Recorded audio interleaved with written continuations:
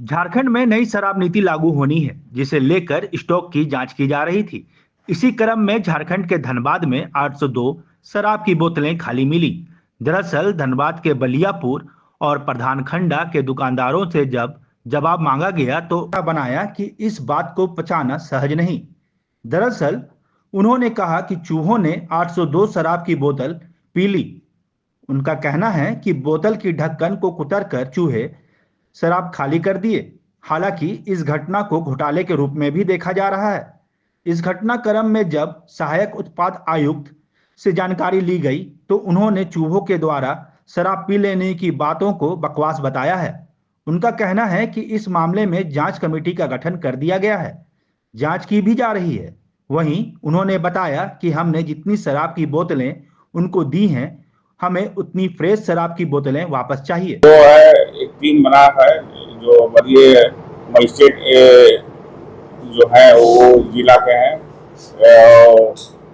एक आदमी ऑडिटर हैं और एक आदमी सब इंस्पेक्टर है एक्साइज विभाग का, और 2 आदमी हैं टेक ओवर करने वाले कंपनी है, उससे जो हम लोग टेक ओवर ले रहे हैं वो कंपनी का आर के कंपनी का है।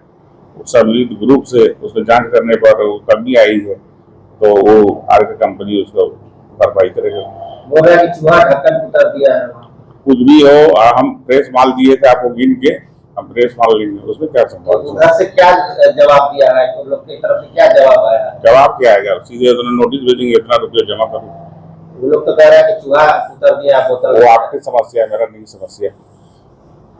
तो रिपोर्ट लोग दिया है कि चूहा उतर दिया इस तरह से बना के? नहीं, उससे कुछ नहीं होता है। जो नन से लेवल होता है, जो नहीं बिकने वाला है, वो सारा जाएगा कंपनी के माध्यम।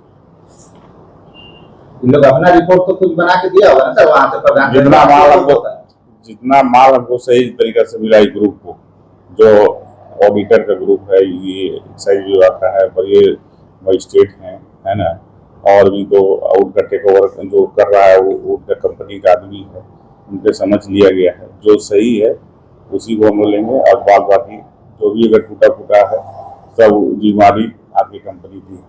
तो ये दिया है जो कि 802 बोतल इनका जो खराब हुआ है, वो बोल रहा है कि चूहा उतर दिया। इस बात में सच्चाई है? उन लोग का जो रिपोर्ट यही बोल रहा है ना। सच और झूठ हम कुछ नहीं जानेंगे। हम जानते हैं कि हम इतना बोतल दिए, अब इतना बोतल लेंगे, अगर नहीं आप दीजिएगा तो पैसा लेंगे।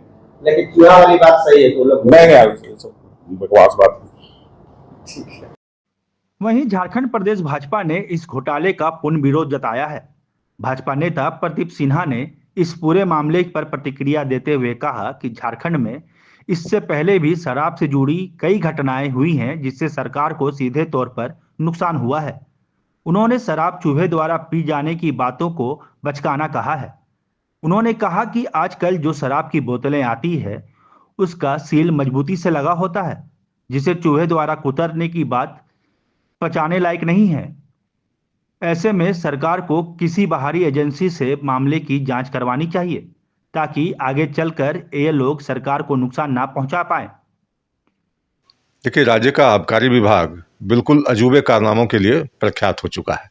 एक तरफ तो प्लेसमेंट एजेंसी ने शराब बेच दी, सरकार के खाते में 1.25 करोड़ से ज़्यादा राशि उन्होंने जमा ही नहीं किया, जो राशि गबन हो गई, और उसके लिए सरकार क्या प्रयास करती है आने वाले दिनों में देखने की बात होगी।